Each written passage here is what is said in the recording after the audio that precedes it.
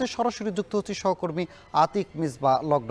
লগ্ন, জানাবেন বাড়ি ভাড়া বৃদ্ধির পরও শিক্ষকরা কি আন্দোলন চালিয়ে যাচ্ছে কিনা, এ নিয়ে শিক্ষকদের সাথে আপনার কোনো কথা হয়েছে কিনা?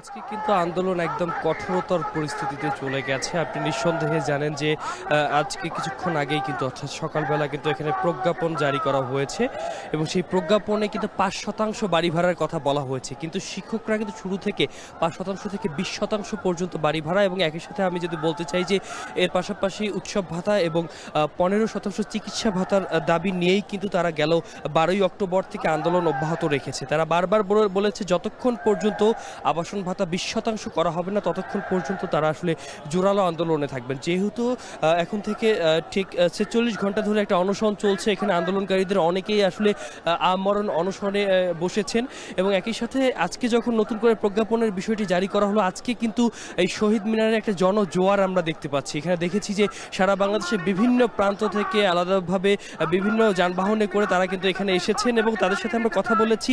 আজকে যে প্রজ্ঞাপনটি জারি করা হয়েছে এবং একই সাথে অর্থ মন্ত্রণালয় থেকে শিক্ষা মন্ত্রণালয়কে যে শতকরা ৫% যে বাড়ি ভাড়ার বিষয়টি নিয়ে যে চিঠি পাঠানো হয়েছে, সেই চিঠিকে সম্পূর্ণরূপে প্রত্যাখ্যান করে তারা আসলে ভুখা মিছিলের ঘোষণা দিয়েছেন। তারা বলছে যে প্লেটের মধ্যে, ফাঁকা প্লেটের মধ্যে তাদের যে দাবিগুলো রয়েছে সেই দাবিগুলোকে লিখে তারা আসলে শিক্ষা ভবন অভিমুখে যাত্রা করবেন। আরও একটি অভিযোগ তারা আসলে করেছেন যে সারা বাংলাদেশের বিভিন্ন প্রান্ত থেকে যখন শিক্ষকরা বিভিন্ন যানবাহনে আসেন সেক্ষেত্রে আসলে সড়কপথ অবরোধের একটি দাবি করছেন, এমনটি তারা বলেছেন।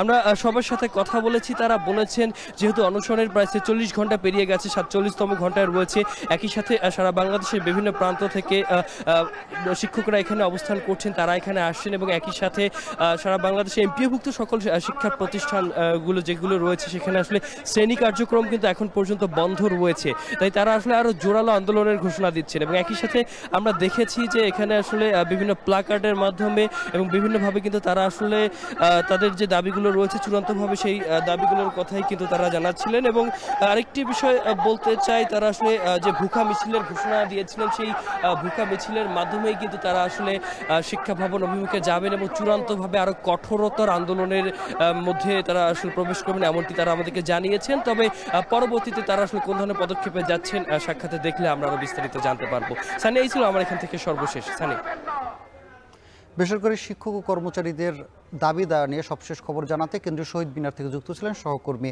আতিক মিসবাহ লগ্ন।